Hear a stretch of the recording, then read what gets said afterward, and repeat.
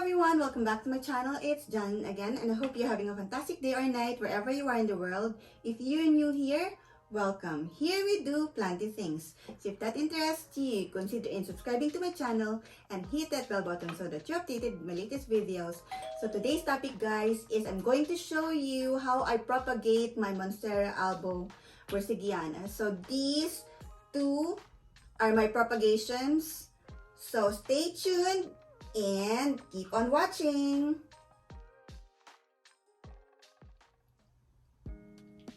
Alright guys, so like what I mentioned earlier, I propagated my Monstera Albo Borsigiana last year. So these two, I got it last August, and because it's winter, it took them a while to progress, but after some months later, then you can see that it looks so good. There's so many leaves already. This one have more white variegation, so that's why it's quite slower than these other one who have more marbled leaves. So I'm going to show you the mother plant, and then we'll start with the propagation. Right, guys, so this is my mother plant, and look at how big the leaves are at the bottom and more fenestrated. So those little cuts there are called fenestration, if you don't know yet. And yes, they're more browning on the whiter part of the leaves. Sometimes it's because of too much light, or it's sunburned, or too much fertilizer. So there are many factors why the whiter part of the variegation will turn brown. But anyway, we're here for the propagation part. So I got this Monstera Albo Borsigiana last April 2021, and look at how tall it had become. And I propagated it last August 2021, and this is where I cut it. And then it started to produce new leaves later on. So I think it's just only a few weeks time after it started to grow new leaves. So here are our materials for propagating my Monstera Albo Borsigiana. So I have here my pruning shear, and then I have alcohol here as well to disinfect my pruning shear. So if there's any bacteria from the previous plant that you pruned, it wouldn't transfer to our cutting. And I have here a sterile gauze as well to wipe off the pruning shear with the alcohol. And you can use tissue paper, anything. You can soak it in alcohol as well if you like. And then I have here a jar of water where I'm going to put my cutting later. So there are different ways of propagating the Monstera Albo Borsigiana.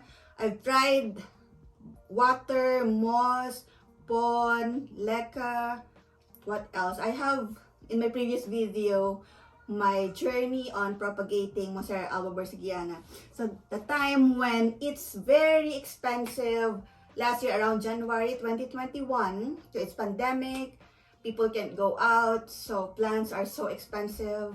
I bought one leaf cutting from around 95 to 100 plus pounds, and still it failed. I've tried every single thing that I can think of, and it didn't work. So I bought a established plant, and I was so happy. And I'm like what I've showed you earlier, I've showed you the mother plant of my Monstera Albo Borsigiana. So that's how it looks like. I'm going to show you in the insert how it looks like when I just bought it. And it's so beautiful. So anyway, let's get on with the propagation. Right guys, so I'm just going to disinfect my pruning shear with my alcohol. So let's open it, and then I'm just going to put it here in this gauze and wipe it off here. you can soak it as well in alcohol if you want, like what I mentioned earlier. So let's wipe it off properly. So if there's any bacteria or spores or any pests that's transferred to the pruning shear, when you last use it, will not be transferred to your cutting. So now it's disinfected. Let's just leave it to dry, and then I'm going to show you where to cut your cutting for the Monstera Albo propagation. Okay, guys, so I'm going to do the cutting now. So I'm going to do a diagonal cut, and I'm holding my camera with my left hand, and the right hand is going to be holding the pruning shear, so it might fall down, but let me just cut it here.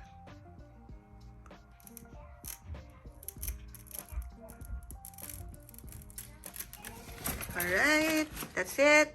Let me just get it. So this is our first cutting. Here you go. Let me just put it on the table. And then I'm going to do the second cut. So as I mentioned earlier, there's already a small root here. So this root may grow as well like this other one. So I might get 4 cuttings. So let's see what's going to happen. But I'm going to cut it here. Okay. So let's do this. Might as well just cut it here. 1, 2, 3. And there you go. We've done the cut, you guys. And this is how it looks like. It's just so pretty. Let me just put it here. Alright guys, so we have our 2 cuttings here. I'm not going to put it in the water directly. Some people will do it directly. They can just put the water, or they can just put the cutting in the water immediately. That's what I've been doing with my normal Monstera, the regular one.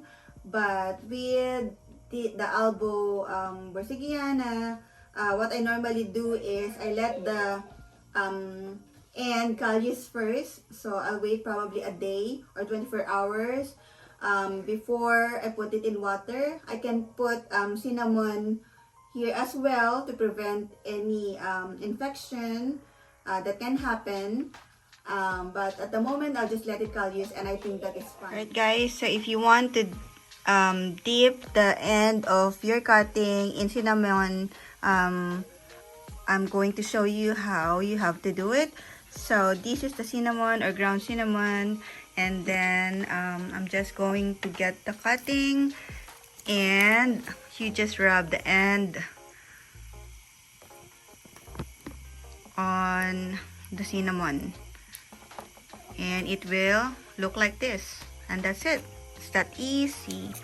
So you just wait for it to callus after 24 hours, and then it's ready to go in the water. So let me just dip the end. Alright, so that's how it looks like. Alright guys, so just a little tip on how to put your Monstera Albo Borsigiana cutting in water is not to let the stem get into the water, or it might cause root rot. So what I suggest is just put the aerial root in water and let it produce secondary roots, or if there are even more roots before you can plant it to another medium. So I'm just going to dip it like this. Okay, so like that. And I can even put the other roots so that it can produce secondary roots as well. So just to make sure that it doesn't break the root. So let me put it properly. Guys, so this is how it looks like. And let me show you from the other side.